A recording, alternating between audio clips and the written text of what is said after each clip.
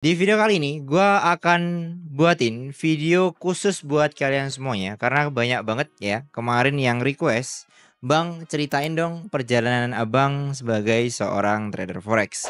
Nah, sebenarnya kalau semisal kembali lagi di 5 tahun yang lalu, gua itu mulai bukan dari seorang trader, teman-teman, ya. Gua awal itu kerja di umur 17 tahun. Jadi waktu itu masih kelas 2 SMA ya, SMK karena aku waktu itu ambil kejuruan dan kejuruan gua itu bukan multimedia, komputer atau apa karena yang aku ambil di sana adalah teknik mesin, guys. Spesifiknya itu lebih mengarah ke teknik pengelasan. Gua ke sekolah di salah satu SMK di Madiun. Dan di sana gua tertarik dalam dunia bisnis itu emang udah sejak dini banget. Yang dimana waktu itu aku udah melihat ya opportunity di kelas 1 SMK. Ya, gue melihat banyak banget opportunity bisnis atau mungkin kita bisa make money tanpa harus kerja ikut orang. Dan itu udah aku tanemin banget sejak dini, teman-teman. Jadi waktu aku pertama jualan itu jualan handphone, dan lu jangan berekspektasi bahwasanya yang gua jual itu harga jutaan, enggak ya. Waktu itu ya, waktu tahun 2018 2019 itu marak banget handphone seperti J2 Prime, Samsung Young dan lain sebagainya. Dan itu harganya murah banget waktu itu. Aku masih ingat banget waktu itu aku masih jual sekitar 300-400 ribu. Dan gua ambil margin itu nggak banyak, teman-teman. Ya paling range 50.000 sampai 100.000, dan itu sistemnya COD.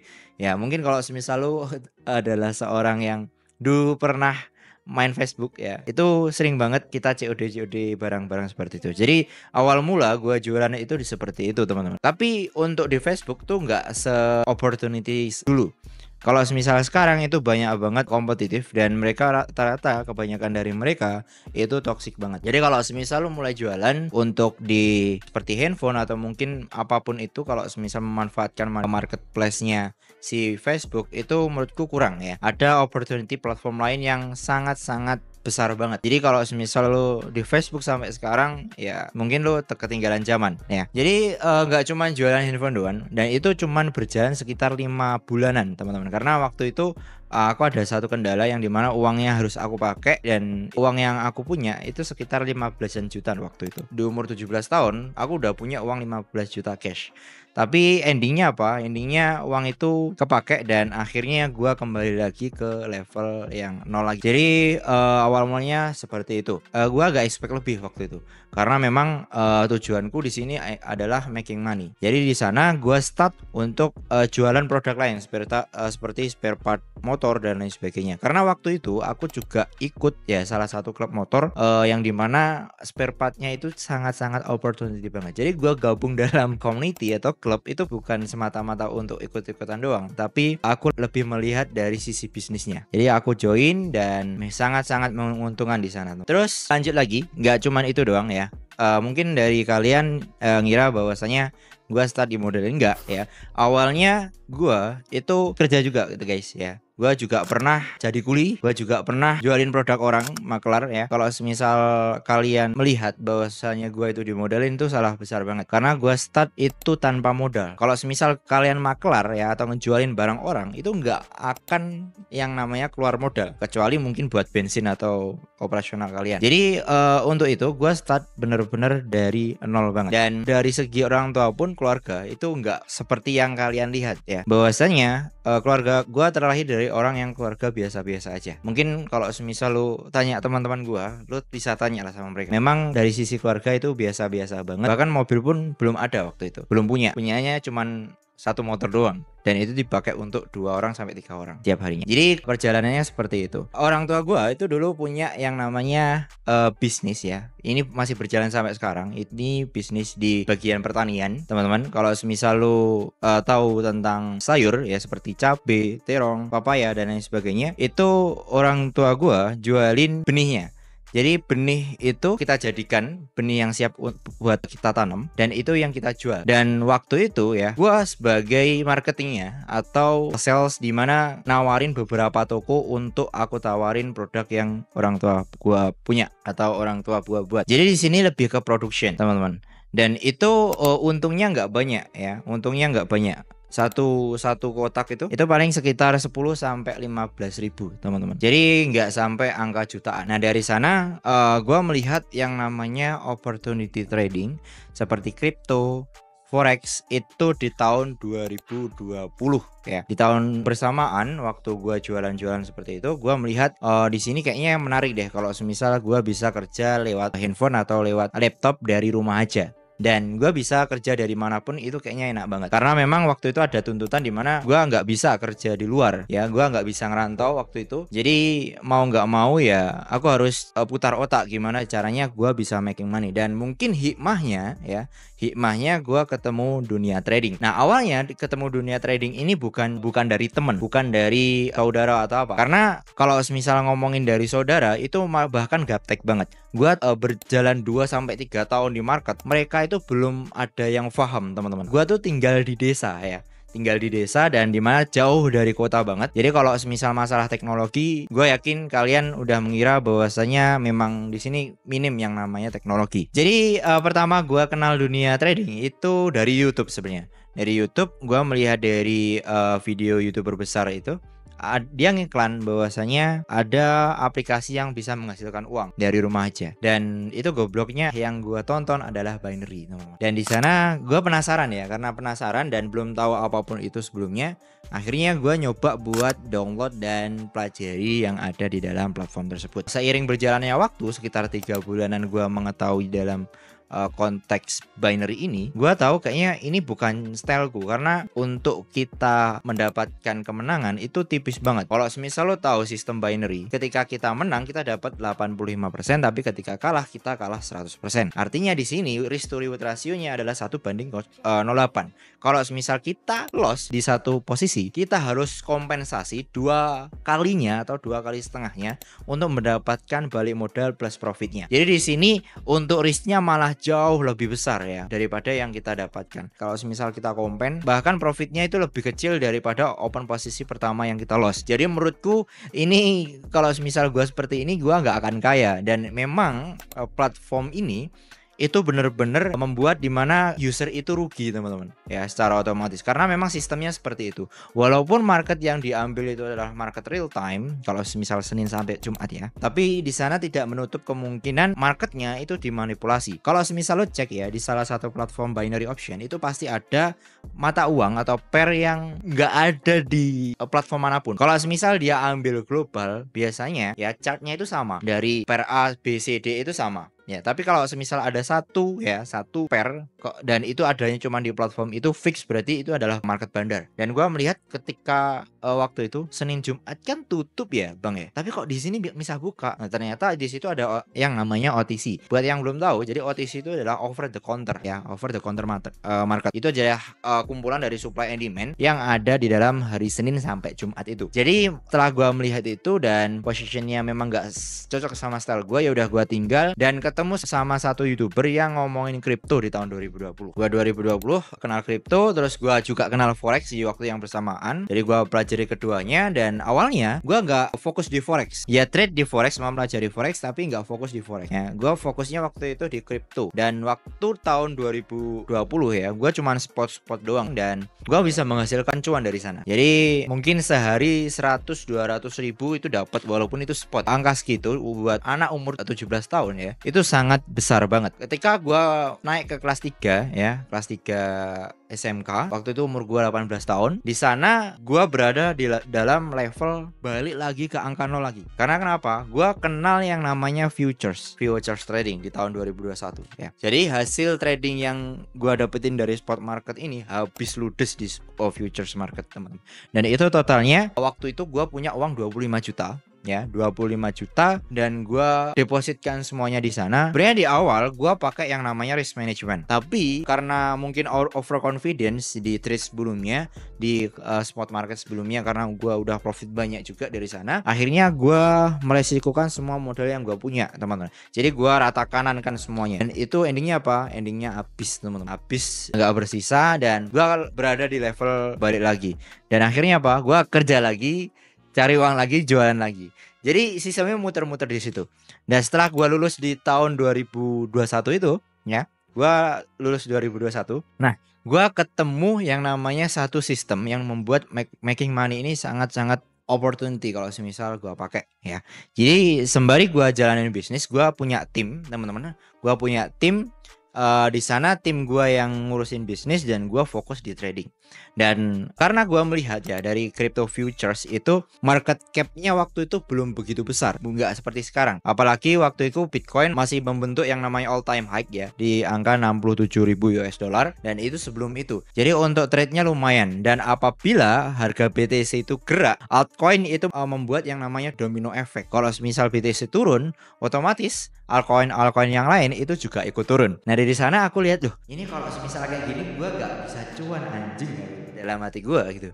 Akhirnya ya udahlah, gua tinggalin crypto futures gua dan kembali lagi ke spot, dan untuk making money di setiap harinya gua fokus di market forex. Apakah ketika gua masuk di forex jalannya mulus-mulus terus? Enggak, ada fase margin call lagi. Ya deposit $1.000, margin call lagi. Makanya kalau misal di total ya, gua dalam 3 tahun berjalan di market, gue habis 300 juta di market. Jadi kalau misal di compare ya hasil jualan gue itu di umur segitu, gue udah hasilin 300 juta guys. 300 lebih lah, 500 jutaan. Karena waktu itu kan juga ada beberapa uang yang kepake. Dan waktu itu aku rasa memang untuk masalah makan dan lain sebagainya masih ditanggung sama orang tua. Jadi masih ikut lah sama orang tua. Ini membuat dimana aku kayaknya kalau misal takut ambil resiko, apa yang gue takutin gitu. Setidaknya kalau misal gue bangkrut, gue masih bisa makan waktu itu. Ya udah, gue memilih buat lanjut lagi dengan modal seadanya sekitar 300 US dollar, dan gue bener-bener hati-hati di sana. Dan waktu gue umur 19 tahun ya, itu gue udah berhasil mencapai angka 100 juta pertama gue di market, teman-teman. Dan ini nggak cuman di trading doang ya, maksudnya nggak cuma di crypto doang, ada gabungan dari forex juga. Jadi yang rasionya yang besar itu di forex. Dan itu nggak kok cuman 1 bulan kita dapetin ribuan dolar, enggak ya. Itu aku kumpulin bener-bener sabar banget ya. Bahkan per bulan itu bisa sampai 10 jutaan. Jadi di sana awal mula gua coba style trade lagi. Nah, setelah gua dapetin 100 juta itu, karena gua takut untuk miskin lagi atau bangkrut lagi, akhirnya gua diversifikasi di berbagai aset, dan itu 50%-nya gua tarik ke rekening gua, dan 50%-nya lagi itu ada di kripto dan forex. Dan di situ ya, di situ gue ketemu sama seorang dan itu membuka pikiran gue, teman-teman. Jadi gue ketemu dan sharing soal, dia bilang lu masih muda Lip, kalau misal lu takut sama resiko, apa yang lu takutin gitu. Perjalanan lu masih panjang banget. Kalau misal lu bangkrut itu cuma uang doang, tapi pengalaman lu atau ilmu lu itu enggak akan hilang dari situ. Ya akhirnya gue, oh iya ya, kalau semisal gue pengen lebih, at least gue harus punya yang namanya resiko yang harus gue ambil. Akhirnya dari sana gue nyoba buat satu agensi ya, satu agensi media gitu yang membuat video-video seperti ini. Akhirnya apa? Endingnya bangkrut anjing. Anjing. Ya itu sisa uang gua itu total cuman sekitar 20-an. Dan di sana ya, gua belum fase recovery, teman-teman. Ya, gua belum ada fase recovery di situ. Gua udah bangkrut lagi di bisnis. Jadi perjalanan ini memang lika-liku banget. Nggak ada perjalanan yang mulus, teman-teman ya. Ketika mungkin ya lihat teman-teman gua yang lain pada having fun, healing keluar kota dan lain sebagainya, gua nggak ada yang namanya jalan-jalan seperti itu. Ya, waktu gua umur 17 sampai 19 tahun, gua nggak ada yang namanya healing nggak jelas ke pantai atau apa. Ya mungkin sekali lah sama keluarga. Tapi kalau misalnya sendirian keluyuran tuh nggak ada, teman-teman. Dan itu gua baru keluar ya, gua baru main-main keluar kota itu umur 20 tahun. Jadi 3 tahun perjalanan awal gua itu bener-bener makan tai, teman-teman. Oke, lanjut. Nah, gimana sih cara belajar gua di forex market? Nah, mungkin gua dulu itu mikir seperti kalian. Gua mungkin bisa belajar sendiri, gua bisa belajar otodidak, gua bisa mempelajari itu semuanya lewat YouTube sendiri, dan pokoknya intinya gua belajar tanpa mentor. Tapi itu adalah satu pemahaman yang salah yang pernah gua ambil. Ya, ketika kita ya itu belajar trading sendirian, itu kita butuh yang namanya trial error yang sangat-sangat banyak. Ketika kalian punya mentor, mentor lo bakal kasih yang namanya insight kepada kalian. kalian. Jangan kayak gini, ambilnya yang ini dong. Cara manage-nya seperti ini. Jadi dengan kita punya mentor itu kita bisa ngekat perjalanan trading kita itu biar lebih cepet teman-teman. Jadi di 1 tahun pertama gua itu gua belajar otodidak banget. Ketika gua udah belajar itu gua udah tahu basic skillnya seperti teknikal itu apa, fundamental itu apa, dan lain sebagainya. Itu gua udah pernah berada di fase tersebut dan gua memilih buat cari aja lah mentor ya kan, tidaknya bisa dampingin gua. Dari sana memang caranya seperti itu. Ketika udah gua punya mentor ya, 1 tahun gua bersama mentor tersebut, perjalanan gua itu sangat-sangat enak banget dan trading gua itu cukup signifikan banget untuk performance-nya teman-teman. Jadi di sana kita tahu bahwasanya mentor ini berperan penting ya buat ngebimbing kita, buat kasih insight kita. Jadi apa yang kita belum tahu sebelumnya kita bisa memahami itu tanpa harus mengalami itu sendiri, karena nggak semua hal itu kita harus jalanin dulu baru kita percaya teman-teman. Salah satunya ya sebagai contoh kalau semisal ada pemuka agama bilang bahwasanya nanti di akhirat ada surga sama neraka, pertanyaannya apakah mungkin lu harus ke neraka dulu atau ke surga dulu baru lu percaya? Kan enggak. Jadi semuanya itu enggak harus kita lakuin sendirian teman-teman. Kita harus melihat dari banyak aspek yang memang posisi kita ya itu sangat-sangat terbatas banget. Kita nggak mungkin ngelakuin semua hal yang ada di dunia ini. Jadi kita tinggal fokus dan pelajari yang sekiranya make sense aja, pakai logika. Kalau logika lu masuk berarti ya udah, lu tinggal jalanin aja. Jadi seperti itu. Rahasianya apa sih menjadi seorang profitable trader? Jadi untuk menjadi seorang profitable trader itu kita harus punya yang namanya kapital. Jelas ya. Ketika kita udah punya kapital yang kita depositkan ke market atau kita pakai untuk trading itu at least ada berada di zona nyaman atau uang dingin ya, atau uang yang mungkin siap hilang. Mungkin kalau misal lu punya uang 100 juta, kalian depositin 20 juta aja maksimal, 20 juta aja, dan itu kalian bisa pakai berbagai macam teknik atau strategi, entah itu strategi manajemen risiko, entah itu strategi dari teknikalnya sendiri. Itu tinggal sesuaiin dengan probability yang udah kalian punya teman-teman. Jadi kuncinya seperti itu doang. Nggak ada hal-hal yang terlalu ribet banget. Kalau semisal jam terbang lu tinggi ya, lu udah terbiasa di market, lu bakal tahu kok caranya itu seperti apa. Jadi mungkin kalau semisal lu masih margin, kalau lu masih sering SL dan lain sebagainya, ya itu satu hal fase belajar teman-teman. Ketika lu belajar mobil, lu pasti ngalamin nyerempet orang, mobil lu baret-baret, itu udah satu hal yang pasti teman-teman. Karena itu ada di fase belajar. Apakah pengemudi handal itu terbebas atau terhindar dari kecelakaan? Enggak ya. Orang yang udah bertahun-tahun nyupir pun juga ada yang mengalami kecelakaan. Sama halnya dengan seorang trader. Trader profesional pun juga ada fase di mana SL, ada fase di mana margin call. Tapi memang bedanya di sini mereka bisa manage itu semuanya. Biasanya yang margin call itu adalah memang akun-akun khusus buat flipping atau akun-akun khusus buat full margin. Jadi bedanya di sana. Kita harus tahu ya, porsi kita itu berada di mana dan kita harus isiin sesuai porsi kita. Jangan sampai melebihi daripada porsi yang kita punya, karena mau sebanyak apapun yang kalian isi pasti akan tumpah juga. Jadi di sini harus sesuaikan dengan value yang udah kalian punya, teman-teman. Nah, Mas, loss paling banyak yang pernah sampean alami itu berapa? Nah, kemarin aku udah sempat ngomong ya, aku udah sempat cerita bahwasanya loss terbesar gue dalam satu kali trade itu 50 juta ya. Tapi beberapa waktu kemarin itu gue loss yang sangat-sangat cukup lumayan teman-teman, yang dimana gue habis 100 juta dalam waktu semalam. Ini bener-bener real time, nanti gue tunjukin ya trade-nya di sini. Jadi gue pun juga pernah di fase dimana margin call, dan margin call-nya itu bukan angka yang kecil guys ya. Memang itu satu kesalahan gue, karena gue waktu itu FOMO ya, atau fear of missing out, dan overconfidence juga. Jadi mungkin ini gue juga sampaikan ke kalian pengalaman yang gue punya. Gue hilang 100 juta dan kalian dapat ilmu ini secara gratis ya. Ini cuman gue yang bisa ngasih insight seperti ini. Orang-orang lain cuman teori doang. Gue kasih lihat nih, tunjuk total loss gue di waktu semalam. Ini waktu semalam ya. Jadi intinya apa sih? Jadi intinya itu adalah fokus, teman-teman. Kalau lo punya kerjaan, entah itu sampingan atau utama, intinya lo harus fokus dan bisa membagi waktu. Kalau semisal lo nggak bisa membagi waktu, pasti bakal hancur juga. Dimana kita harus benar-benar fokus di satu bidang yang memang kita jago di sana. Jangan lihat kanan kiri. Karena apa? Karena rumput tetangga itu selalu terlihat lebih hijau. Padahal rumput kita pun sebenarnya lebih hijau dari rumput tetangga yang punya, teman-teman. Tapi di sini karena kita melihat kanan kiri, akhirnya kita berspekulasi seperti itu. Jadi fokus sama diri kalian sendiri dan jangan sampai ya kalian jatuh berkali-kali di lubang yang sama. Mungkin gitu aja video kali ini. Semoga bermanfaat. Thank you semuanya. Ciao.